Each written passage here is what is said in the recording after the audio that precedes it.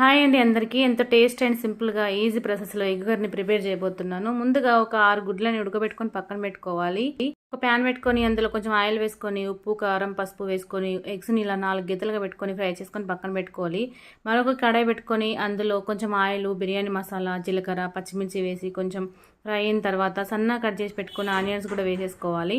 Onions కొంచెం fry అయిన తర్వాత అల్లం వెల్లుల్లి పేస్ట్, పసుపు వేసి మరొకసారి కలిపేసుకొని అందులోనే కారం, ఉప్పు వేసుకొని కొంచెం సన్నగా కట్ చేసుకున్న టమాటాలు కూడా వేసుకోవాలి. మరొకసారి బాగా కలిపి కొంచెం దానిపైన కరివేపాకు వేసేసుకొని మూత పెట్టుకొని బాగా మగ్గించుకోవాలి. టమాటా ముక్కలు మగ్గిపోయిన తర్వాత కావాల్సినంత వాటర్ వేసుకోవాలి. వేసుకున్న తర్వాత అందులోనే ఎగ్స్ కూడా వేసేసుకొని ఒక 5 నుంచి 10 నిమిషాలు బాగా ఉడకనివ్వాలి. ఇవి కొంచెం తిక్కుగా అయిన తర్వాత అందులోనే కొంచెం గరం మసాలా, ధనియాల పొడి కూడా వేసుకోవాలి. అసలు కొంచెం కొత్తిమీర వేసుకుంటే అంతేనండి, ఎంత taste and simple egg curry ready అయిపోతుంది. ఈ వీడియో కనుక నచ్చితే ఒక లైక్ చేయండి. వీడియో ఎలా ఉందో కామెంట్ చేయండి. Thank you for watching.